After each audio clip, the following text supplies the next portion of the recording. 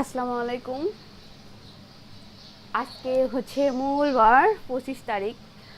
আজকে সকালবেলার মেনু ছিল আমার লাল আটার রুটি, সবজি ভাজি, বাসি ভাত ভাজি, জর্দা পোলাও আর হচ্ছে দুধের ছানা।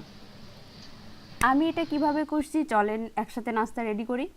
সেটা হচ্ছে যে প্রথমে আমি সবজি রান্না করার জন্য সকালবেলা উঠেই সবজিগুলো কেটে রেখে এখন সবজিটা রান্না করব। এই জন্য কড়াইতে তেল দিয়ে আমি এখানে দিব জিরা আর হচ্ছে যে শুকনো মরিচ।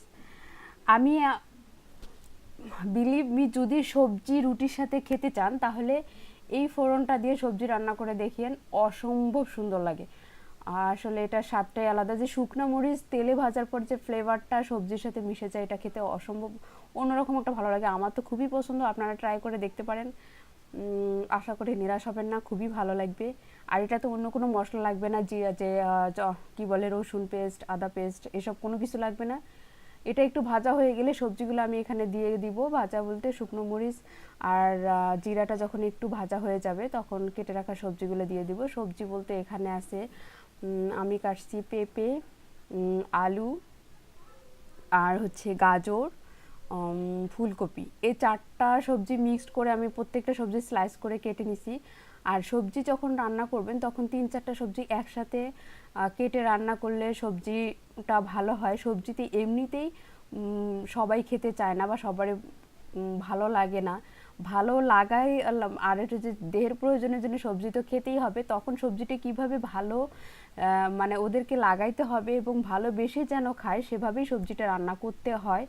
আর আমি সবজি সব সময় ভ্যারাইটি আনার চেষ্টা করি যাতে সবজিতে খাওয়ার ব্যাপারে কারো অনীহা না আসে, কারণ সবজি তো খেতেই হবে।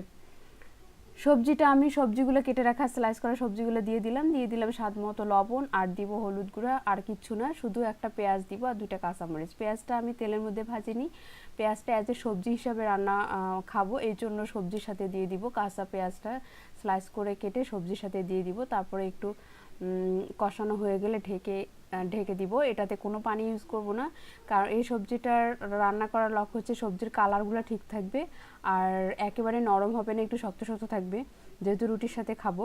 তাই আজকে সবজির মেনুটা হচ্ছে যে এভাবে রান্না করার চিন্তা ভাবনা। একটু নেড়ে তারপরে অল্প আছে ঢেকে রেখে দিব। আর এটা তাড়াহুড়ার কিছু নাই, কারণ আমার কাজ তো আরও আছে, ততক্ষণে সবজিটা অল্প আছে হয়ে যাবে। বেশি আঁচ দিলে সবজিটা নিচে পোড়া লেগে যাবে, কিন্তু কোনো কিছুই সেদ্ধ হবে না। এটা আমি অন্য একটা চুলায় দিয়ে রুটি বানানোর জন্য এই চুলায় দিয়ে দিব তাওয়াটা।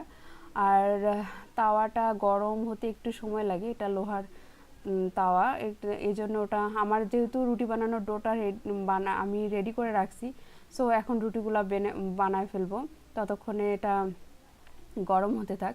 রুটি বানানো আসলে একটা সময় সাপেক্ষ ব্যাপার। যেদিন আমি সকালবেলার মেনুতে রুটি রাখি সেদিন একটু সকালবেলা আমি উঠি, কারণ হচ্ছে 4টা রুটি বানানো এবং হচ্ছে যে ভাজা যত সময় লাগে ততক্ষণে আসলে ভাত, আলু ভর্তা, ডিম ভাজি করে ভাত খাওয়াও যায়। কিন্তু প্রয়োজনও, নিজের প্রয়োজনে বা দেহের প্রয়োজনে ভালো থাকার জন্য রুটি তো খেতেই হয়। আর এই জন্য একটু বাড়তি কষ্ট।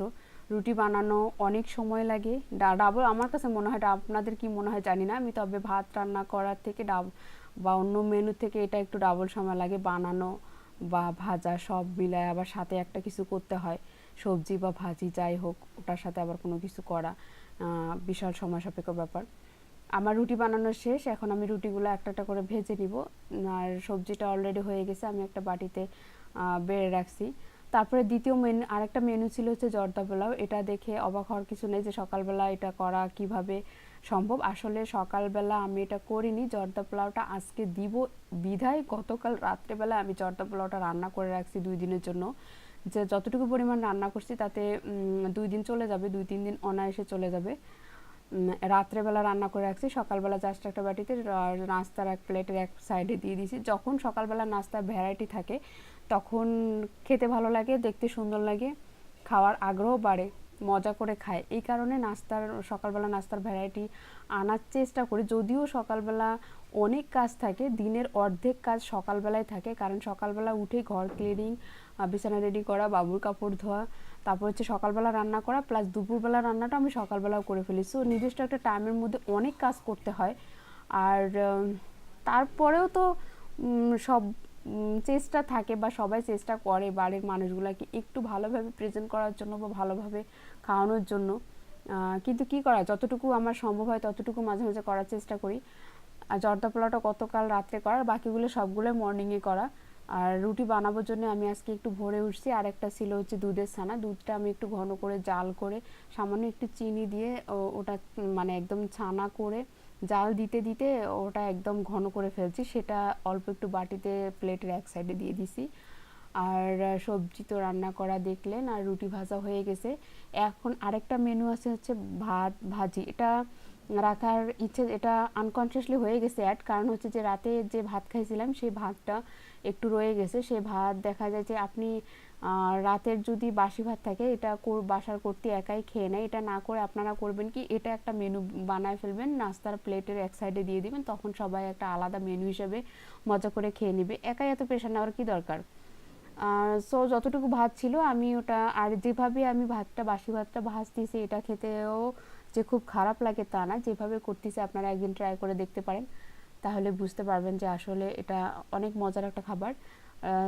সামান্য তেলে একটা পেঁয়াজ আর কাঁচামরিচ একটু ব্রাউন করে ভেজে আমি ওখানে দিয়ে দিছি ধনেপাতা, আর ভাতটা দিয়ে একটু সামান্য ভাজতে হবে, মোটেও সময় লাগে না, জাস্ট ভাতের সাথে পেঁয়াজটা লাগানোর কয়েক সেকেন্ডের ব্যাপার, যার শুধু সময় লাগে পেঁয়াজটা ভাজতে। আর দিয়ে দিতে হবে সামান্য পরিমাণ হলুদ আর হচ্ছে স্বাদ মতো লবণ দিয়ে ভাতটা একটু নেড়ে হয়ে গেল আমার। এতটুকু ভাতই রাতের বাসি ভাত ছিল, সেটা আমি এই প্রসেস করে প্লেটের নাস্তার প্লেটের এক সাইডে দিয়ে দিব।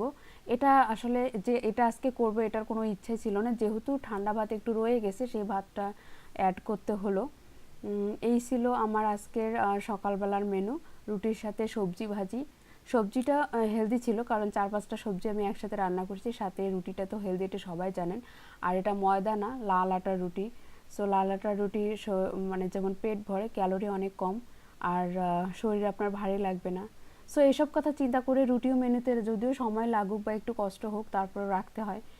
আমি এখন প্লেট সাজাবো, সকালবেলার নাস্তাটা কমপ্লিটলি এখানে দিয়ে দিব। দুটো রুটি দেই, দুটো রুটি দিয়ে দিলাম, তারপর হচ্ছে যে এক কর্নারে সবজি দিয়ে দিব রাতে করে রাখা জর্দা পোলাও, আর তো বললাম দুধের ছানা। এই ছিল আমার আজকের কমপ্লিট সকালবেলার মেনু। তো আজকে আল্লাহ হাফেজ বলি, সবাই ভালো থাকবেন, পজিটিভ থাকবেন, আজকের জন্য আল্লাহ হাফেজ।